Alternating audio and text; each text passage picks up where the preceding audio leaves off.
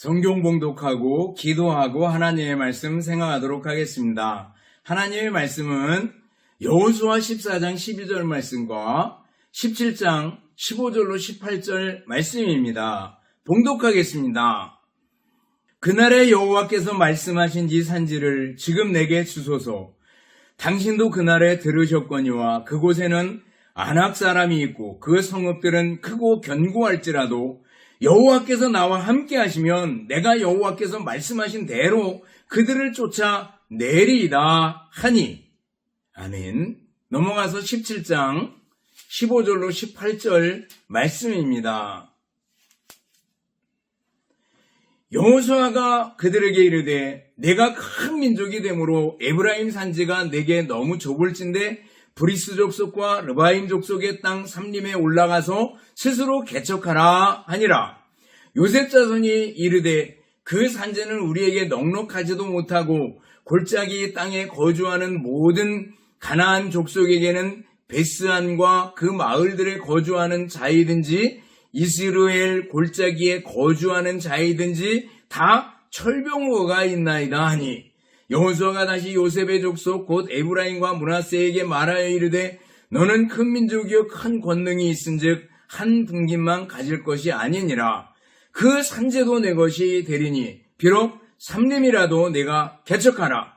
그 끝까지 내 것이 되리라. 가나안 족속이 비록 철병거를 가졌고 강할지라도 내가 능히 그들을 쫓아내리라 하였더라. 아멘. 기도하겠습니다. 사랑과 은혜가 풍성하신 하나님 아버지 감사합니다. 이 시간도 하나님의 말씀을 생각하는 소중한 시간입니다. 이 말씀들을 마음으로 듣고 새기고 믿음으로 승리하며 살게 하옵소서. 예수님 이름으로 기도드리옵나이다. 아멘. 여러분 다시 만나서 반갑습니다. 주님의 이름으로 여러분들을 진심으로 사랑합니다. 또 감사할 일들을 생각해보고 늘 감사할 수 있기를 바라겠습니다. 사람이 살아가는 동안에 힘들고 어렵고 넘어야 될 산들이 참 많이 있습니다. 저는 등산을 좋아해서 산에를 많이 다녔습니다. 블랙야크에서는 명산100을 아마 한 3번, 4번 정도는 하지 않았을까라는 생각을 합니다. 또 지리산부터 진부령까지 백두대간이죠. 백두대간을 제가 다 걸은 적이 있습니다. 지리산 구역, 덕유산 구역, 그리고 속리산 구역, 그리고 오대산 구역, 그리고 설악산 구역 다를 한번 이렇게 쭉 훑은 적이 있습니다. 근데 산에 갈 때마다 산이 참 힘들다. 어떨 때는 넘고 나면 또 있고 넘고 나면 또 있고 그런 데를 봅니다. 특별히 설악산에 가면 공룡능선이 있어요. 봉우리가 큰 봉우리만 5개인데 올라갔다가 끝까지 내려온 것이 내려왔다가 다시 또 올라가고 또 내려오고 또 올라가고 또 올라가고 이렇게 되는 걸 봅니다. 여러분들 우리 인생 살아가는 동안에도 한 곱이 넘었다 싶으면 또 다른 일이 있고 한 곱이 넘었다 싶으면 또 다른 일이 있는 것을 볼 수가 있습니다. 우리 학생들도 시험 그리고 고등학교 가면 고등학교에서부터 또 시험 대입 그거 넘고 나면 또 대학에 가면 다 끝난 것 같아도 또 남자들은 군대 가야죠. 또 대학에 졸업 맞고 나면 취직해야죠. 취직하고 나서 다 끝난 것 같아요. 또 결혼해야죠. 가정을 이루고 또 아이를 키우고 하는 산들이 계속 앞에 있는 것을 봅니다. 또 가다가 원하진 않지만 누구나 한두 번쯤은 아프게 되는 걸 볼 수가 있습니다. 이런 것들이 파도처럼 우리에게 밀려올 수 있습니다. 그런데 중요한 건 그 어려움들, 장애물들을 만나는 자세가 문제죠. 우리가 읽은 오늘 성경 말씀에 보면 두 부류의 사람이 나옵니다. 한 부류의 사람은 갈렙 같은 사람입니다. 갈렙은 어떻게 해요? 자기네 땅이 좁으니까 모세의 약속대로 여호수아에 가서 얘기합니다. 저 산지를 내게 주십시오. 헤브론 땅인데 거기를 내가 올라가서 차지하겠습니다. 이렇게 얘기합니다. 뒤에 나오는 본문에 보면 에브라임 사람들이에요. 에브라임 사람들은 여호수아를 찾아와서 말합니다. 우리가 사는 땅이 좁습니다. 여호수아가 얘기합니다. 삼림이라도 가서 개척해라. 거기는 사람들이 크고 장대하고 그리고 골짜기에 있는 모든 사람들은 철병거를 가지고 있습니다. 우리가 이길 수 없습니다라는 거죠. 너무 차이가 나잖아요. 갈렙은 삼림이라도 내가 올라가서 차지하겠습니다. 근데 에브라임 사람들은 거기 사람들이 철병거를 가지고 있어요. 우리 올라가면 죽어요. 이렇게 말하고 있는 걸 볼 수가 있습니다. 똑같은 험한 산지 땅을 바라보고 있지만 한 사람은 올라갈 수 있습니다. 이렇게 얘기하고 한 사람은 못합니다. 이렇게 얘기하는 걸 볼 수가 있어요. 갈렙의 태도와 에브라임 사람의 태도의 차이를 볼 수 있기를 바랍니다. 다르잖아요. 젊었을 때 갈렙이 이런 일이 또 한 번 있었습니다. 가데스 바네아라는 곳에서 거기서 12명의 정탐꾼을 모세가 가나안 땅에 파송을 합니다. 그리고 12명의 정탐꾼들이 돌아보고 돌아옵니다. 그래가지고 하는 얘기가 10명의 정탐꾼은 뭐예요? 거기는 성읍이 높고 크고 사람들이 아주 장대한 거인들이 살고 있고 그리고 우리는 거기 가니까 메뚜기 같습니다. 이렇게 얘기합니다. 근데 여호수아와 갈렙은 뭐라 그래요? 아닙니다. 하나님이 우리와 함께 하시면 그들은 우리 먹입니다. 개역성경 번역에 보면 그들은 우리 밥입니다. 올라갑시다. 이렇게 얘기합니다. 그런데 사람들은 10명의 정탐꾼 얘기를 듣고 엉엉 울고 사람들의 마음을 낙심하게 만드는 그런 모습을 볼 수가 있습니다. 우리가 어떤 태도를 가지는가라는 건 매우 중요하지 않겠어요? 다윗과 골리앗 전쟁에서도 마찬가지죠. 다윗이 골리앗을 볼 때 다윗은 어땠어요? 하나님이 함께 하시면 사자나 곰도 물리쳤는데 뭐 사자, 곰, 골리앗 그게 그거지 뭐 이렇게 생각하는 거 아니겠어요? 하나님이 함께 하시면. 나머지 사람들은요. 골리앗이 굉장히 크고 한 번 소리하면 아마 골짜기가 우렁우렁 울렸을 겁니다. 그러니까 무서워가지고 숨었다라는 걸 볼 수가 있어요. 덜덜덜 떠오르습니다. 그러나 다윗은 올라갑시다. 싸웁시다. 하는 걸 볼 수가 있어요. 너무 차이가 나잖아요. 여러분들 우리가 살아가는 동안에 우리를 두렵게 하는 산지들이 어떤 것들이 있습니까? 우리가 넘어야 될 산들은 어떤 것들이 있습니까? 하나는 불확실한 미래를 생각해 볼 수 있어요. 여러분들 10대 때 미래가 불확실합니다. 앞으로 어떻게 될지 모르잖아요. 그러나 여러분들 10대 때 꼭 이거다 이렇게 잡아가지고 그 길로 바로 가는 사람들이 그렇게 많지 않습니다. 우리나라 직업 가진 사람들을 살펴봤더니 85%가 대학에서 자기가 전공한 것과는 다른 일을 하고 있더라는 거예요. 10대 때 꿈이 있고 비전이 있고 당연히 가져야 될 줄 압니다. 그렇지만 꼭 그 길로 가야 되는 것만은 아니잖아요. 우리가 10대 때 주어진 공부들 열심히 하는 게 중요합니다. 하지 말아라 얘기는 아닙니다. 그렇지만 미래에 대한 것 때문에 너무 걱정하고 염려할 필요가 없다라는 거예요. 제 얘기를 잠깐 드리면 저는 10대 때 굉장히 열등감이 많이 있었고 그리고 꿈이나 비전 같은 거 실제로 잘 몰랐습니다. 없었습니다. 많이 헤맸습니다. 그러다가 나중에 총신대 시험 볼 때가 있었습니다.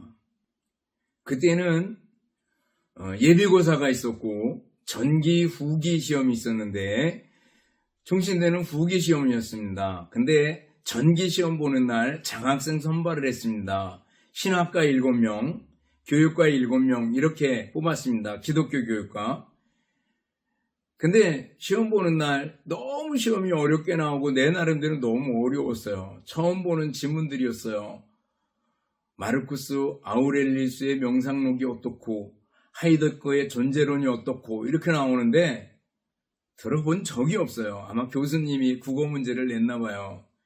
그래서 굉장히 낙심했습니다. 그리고 그 다음날 면접 보러 갔습니다. 그랬는데 교수님이 그래요. 왜 예비고사 성적은 괜찮은데 이렇게 시험을 못 봤냐고.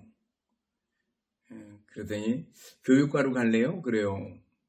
뭐가 다른데요? 그랬더니 그냥 다 똑같아요. 교직만 나와요. 그래요. 그래서 교사 자격증이 나온다고 그 얘기만 했어요. 그래서 뭐 그땐 찬밥 더운밥 가릴 계제가 아니라 그렇게 해주세요. 이렇게 얘기했습니다. 그래서 제가 기독교 교육과로 들어가게 됐고 기독교 교육과를 나오는 바람에 국민윤리 교사 자격증이 나왔습니다.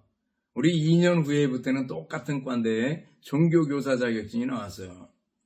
그리고 오랜 세월이 흘러가지고 18년 후에 학교에서 교목을 구한다는 연락이 왔습니다. 맨 처음에는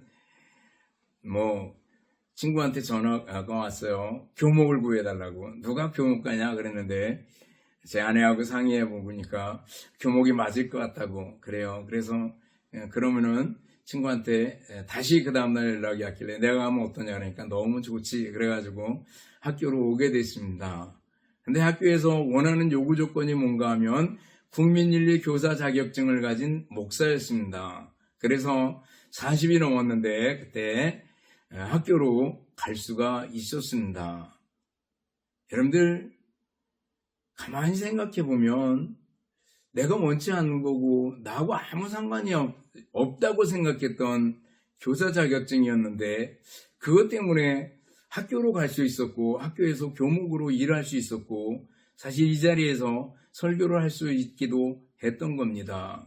여러분들 가만히 생각하면 미래에 대해서 너무 염려하거나 걱정하지 말라라는 거예요. 그냥 하나님께 맡기라라는 거예요.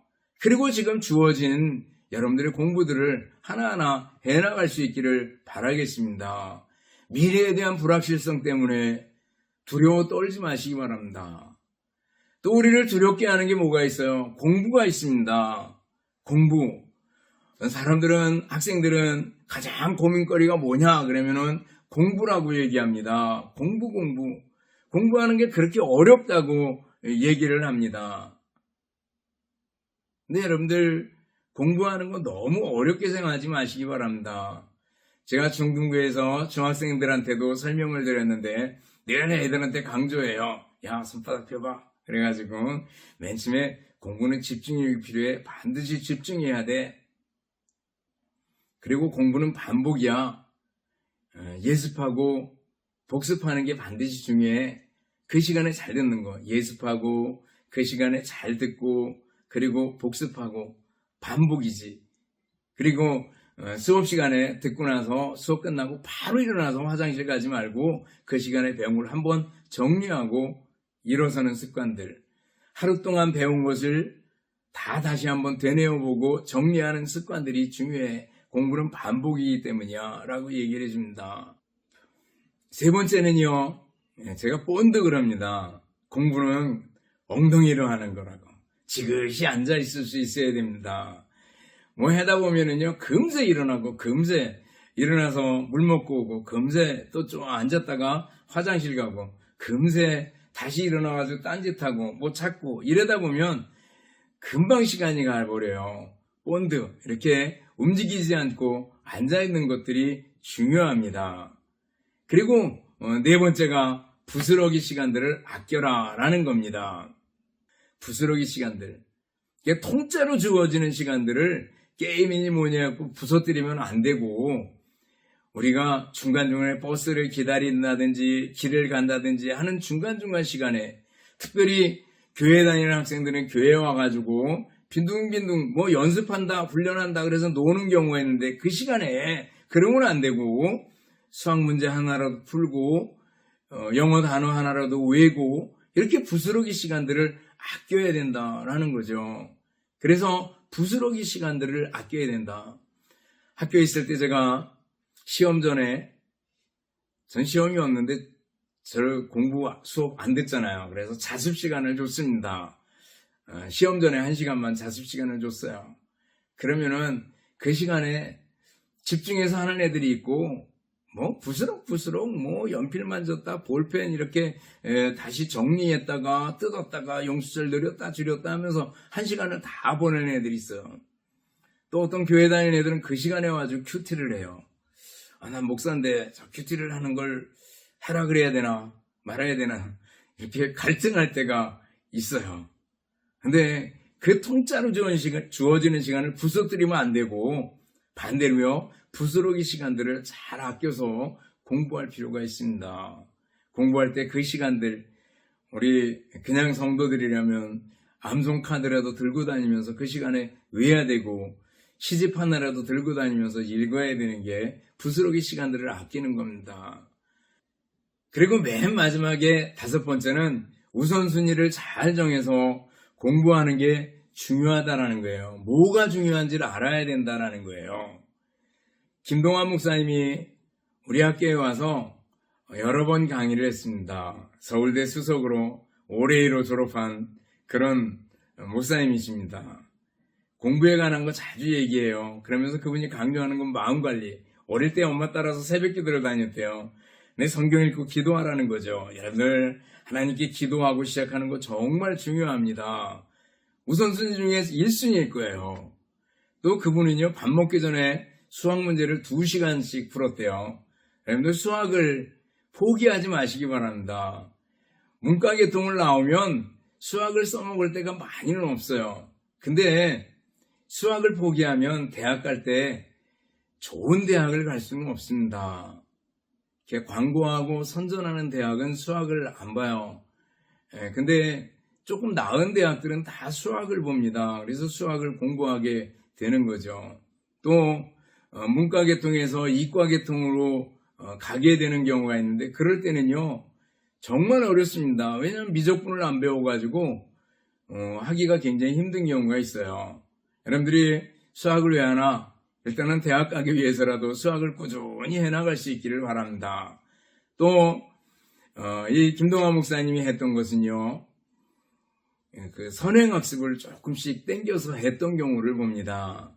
너무 많이 선행학습을 하게 되면 너무 벅찰 거예요. 그렇지만 예습하는 의미에서 선행학습을 조금씩 해나가는 것은 굉장히 유리하다고 생각이 됩니다. 공부는 어쩌면 요령일 수 있어요. 하나님께서 주시는 지혜로 공부하면 됩니다. 다윗과 골리앗하고 싸울 때 다윗은 힘이 없었어요. 근데 정말 교회 다니는 사람은 시간도 없고 어쩌면 다윗같이 조건들이나 이런 것이 더 열악할 수 있어요. 그러나 다윗에게 있었던 건 뭐예요? 믿음이었고 하나님이 함께 하심이었습니다. 여러분들 하나님이 함께 하신 거 또 믿음 가지고 있으면 승리할 수 있습니다. 여러분들이 공부에 관한 거 너무 겁내지 마시기 바랍니다. 공부는요 중요한데 왜 해야 되는가라는 게 정말 중요하거든요. 공부 왜 해냐? 하나님의 영광을 위해서 해야 된다. 다른 사람에게 유익을 위해서 해야 된다. 유익을 주기 위해서 해야 된다. 명확한 목적을 가지고 공부 계획들을 세워나갈 수 있기를 바랍니다. 공부를 하나님의 영광을 위한 공부, 또 다른 사람에게 유익을 위한 공부, 김동호 목사님 말씀처럼 공부해서 남 줘라 라는 것처럼 정말 남 주려고 하는 공부가 될 수 있기를 바랍니다. 꾸준히 열심히 해나가면 하나님께서 은혜 베풀어 주지 않겠어요? 또 우리에게 있는 장애물은 어떤 것들이 있어요? 세속화에 대해서 이겨내야 되는 겁니다. 여러분들 세상은 우리를 넘어뜨리려고 다가옵니다. 그들에게 오히려 복음을 전하고 세상의 빛과 소금의 역할을 하는 것은 굉장히 어렵습니다. 힘들 수 있습니다.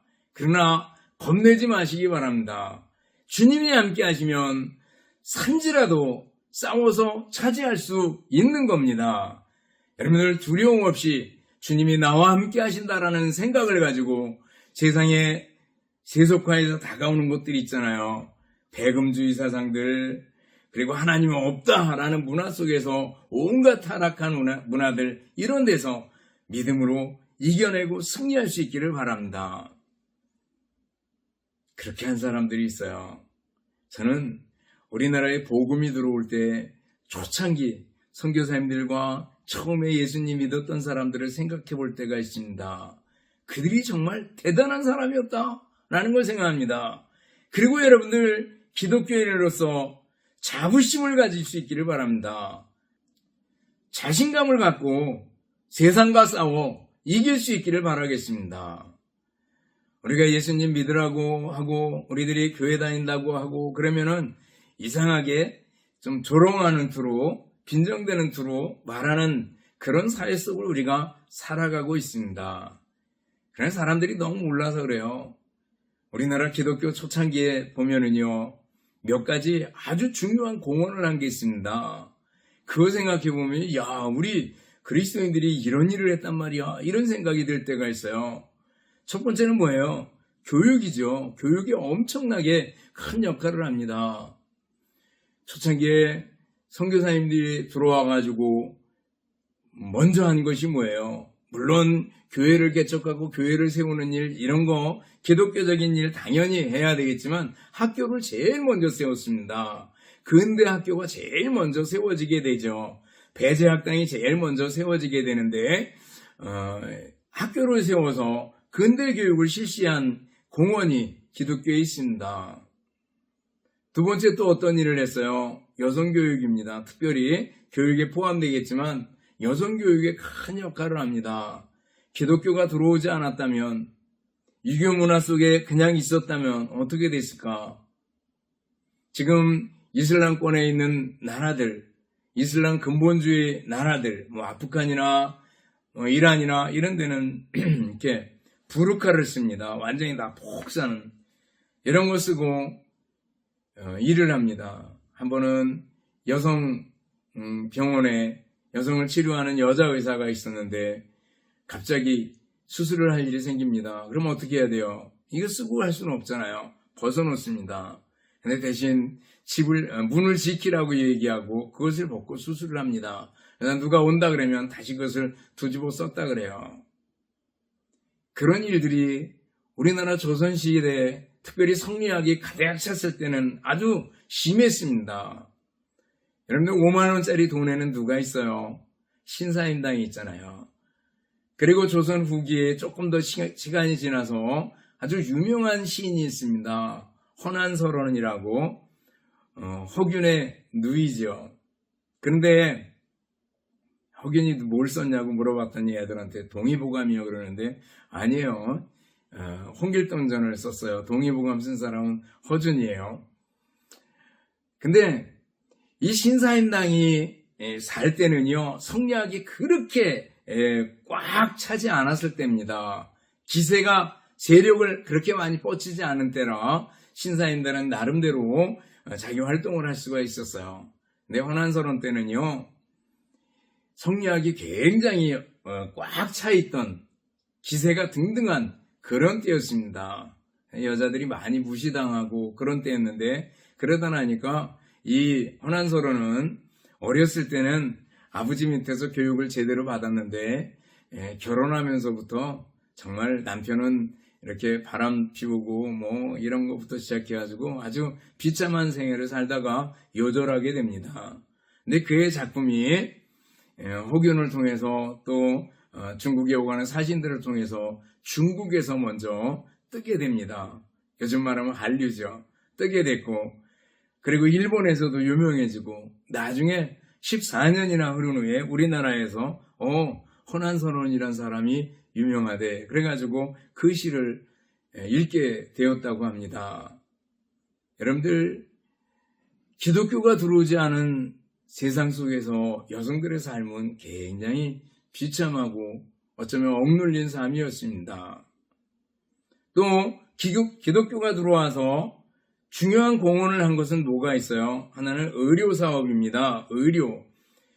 기독교가 들어오면서 병원들이 세워지고 근대 의료 교육이 세워지게 됩니다. 제중원, 전주의 예수병원 이런 병원들이 근대식 병원들이 세워지게 되고 여기에서 의학 발달을 이루게 되는 거죠.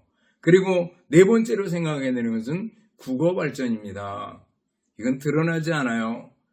선생님들이 가르쳐 주지도 않아요. 그렇지만 우리나라의 복음이 들어오기 전에 이미 성경이 번역되어 있었어요. 주기도문이 먼저 번역되고 누가복음이 번역되고 신약이 번역되고 구약이 번역되어 있었고 선교사님들이 성경을 가지고 들어올 정도였습니다.